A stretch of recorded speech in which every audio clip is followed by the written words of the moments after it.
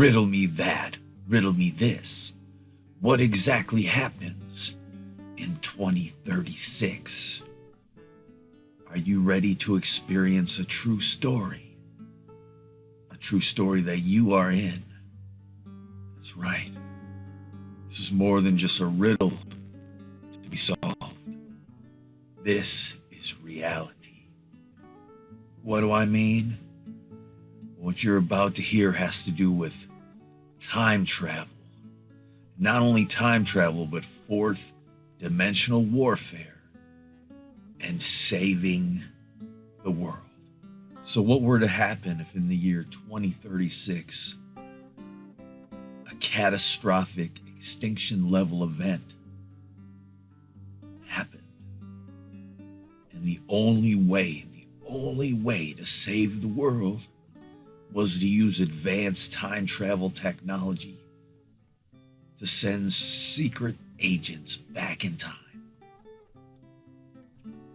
Agents who would have enough time to prevent the asteroid impact from happening, to prevent the end of the world, and to do it all in time. What if one of these time travelers from the year 2036 was sent back in time and was destined to help save the world from these extinction level events? What if there was an organization out there trying to prevent that from happening? Yes, an organization trying to prevent saving the world. Because fourth dimensional warfare is a reality. And how could it be a reality other than the fact that time travel is real? That's right, time travel is real. So if there was an organization out there that was trying to prevent certain special agents from saving the world, perhaps they would come up with a story that is very similar to the true story and release it a decade earlier as a way to establish their own narrative so that they can beat the real time travelers to the punch. Well, when I say the year 2036, believe me, it's a real year. That's the year that the asteroid Apophis is scheduled to impact planet Earth and cause a catastrophic chain of extinction level events, wreaking havoc and bringing about the end of the world for all of life forms on planet Earth. And so, yes, this is a year, an infamous year throughout the multiverse and beyond. 2036 is an infamous year because of this event, because this asteroid always comes like clockwork at the same time. So there were time travelers sent back in time, some using time machine technology, like literal technology that allows you to physically time travel from the future into the past. That technology exists.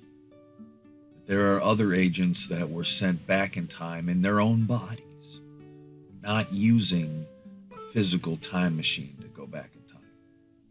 They literally were, their consciousness was just sent back in time in their own bodies. Well, when I say 2036, some of you might think of the John Titor story. If you don't know about John Titor was someone who appeared in the early 2000s. In the year 2000. And he appeared on these message boards claiming to be a time traveler from the year 2036. He said that he had to go back in time to the 70s to Minnesota and get an IBM 5100 because in his reality in the year 2036 there was a big EMP explosion and it had fried all of their technology or most of their technology, and they needed this old computer to do some translating and they needed it to save the world. So they physically sent him back in time. This is his claim, that they physically sent him back in time to retrieve this computer from Minnesota. And then he, instead of going directly back, he made a pit stop in the year 2000 in Florida. And I don't know what he was doing. He was making these message board posts. And then he was going to physically go back to the year 2036 with the computer. So he made some predictions. Some of the predictions he made came true, like about some NASA space shuttle launch that would have a overheating malfunction and stuff. He predicted a few things correctly, and other things that he warned would happen didn't happen. And perhaps him warning about these situations coming perhaps gave people enough time to prevent those things from happening in this timeline. So just because he was wrong about some things, or you think he's wrong in this timeline because it didn't go exactly how he said, doesn't mean he wasn't from a timeline where that actually happened. But that is, of course, if you believe John Titor is real or not. It's up for debate. A lot of people, they think that John Titor is real, a real time traveler from the year 2036. And there are people who believe that John Titor is just someone playing an elaborate prank on the internet. But the moral of the story is time travel is real. So what was John Titor doing? He was going back to Minnesota and to retrieve this computer from the future to save the world. So what kind of predicament were people in the year 2036 where they needed this computer? That's a good question. So the moral of the story is time travel, it's affecting everything in our reality right now. There is a fourth dimensional war going, a war for the future being waged in the past by people from alternate futures.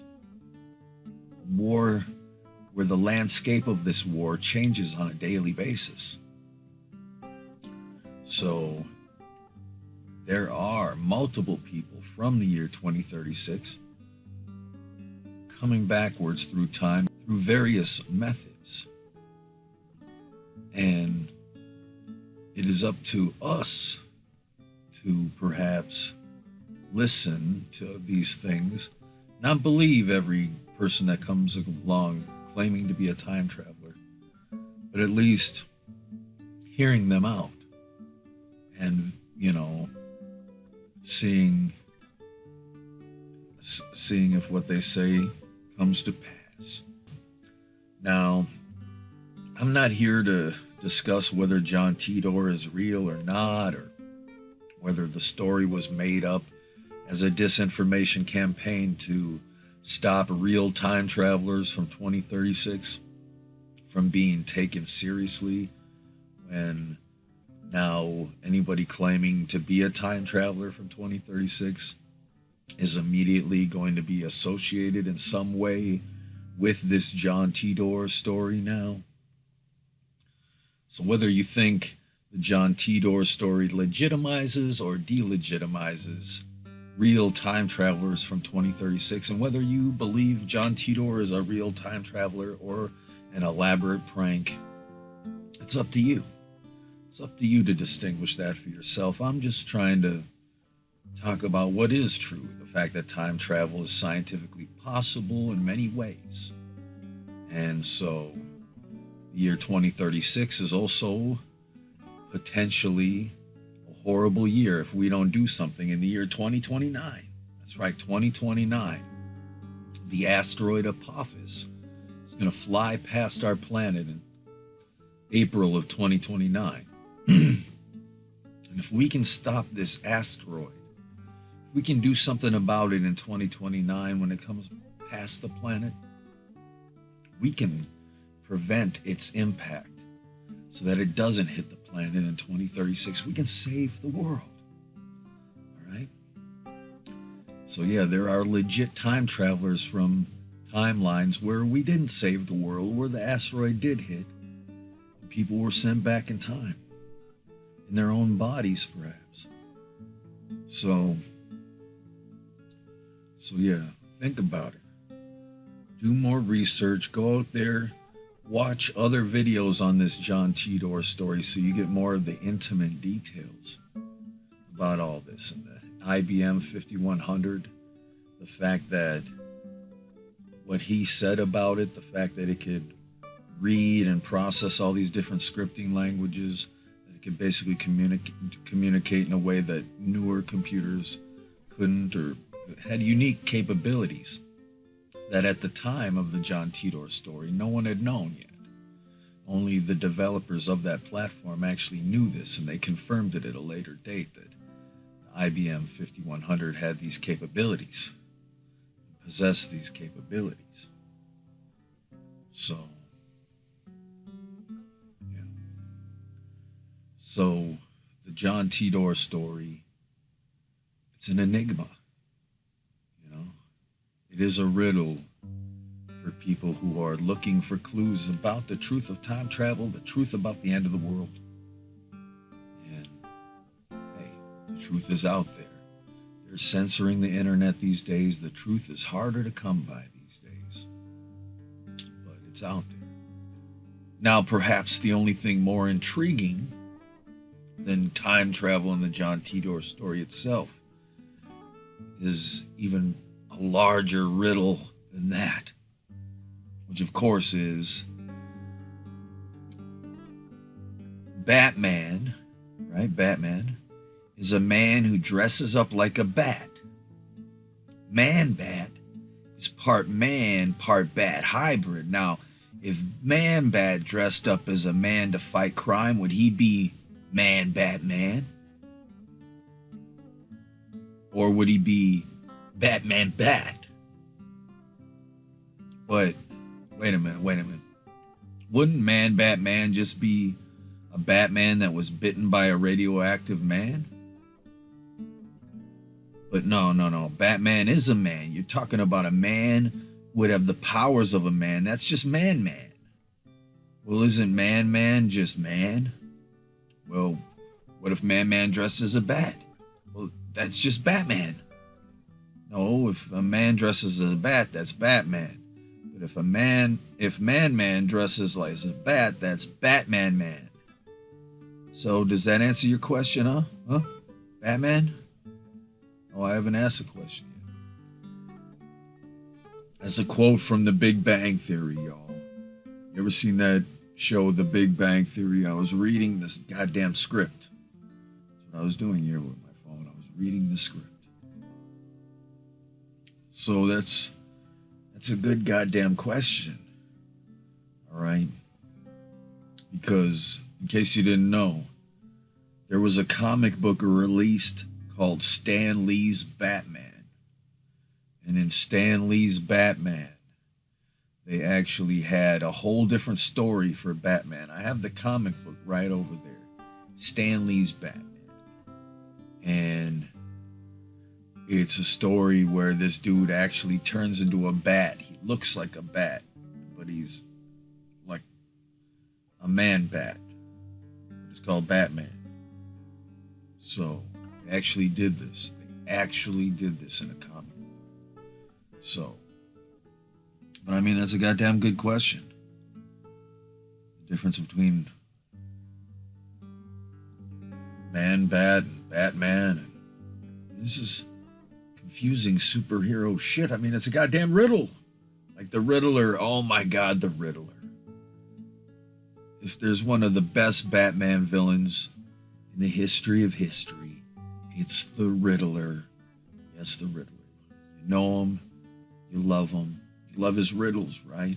I mean, everybody's got to respect the Riddler because he's a genius. He knows what's going on a higher level, and he sets up the dominoes, and he knocks them down, and he has all these elaborate clues and games and puzzles I mean, it's a cool villain, and I hope they do the Riddler justice in Matt Reeves, the Batman.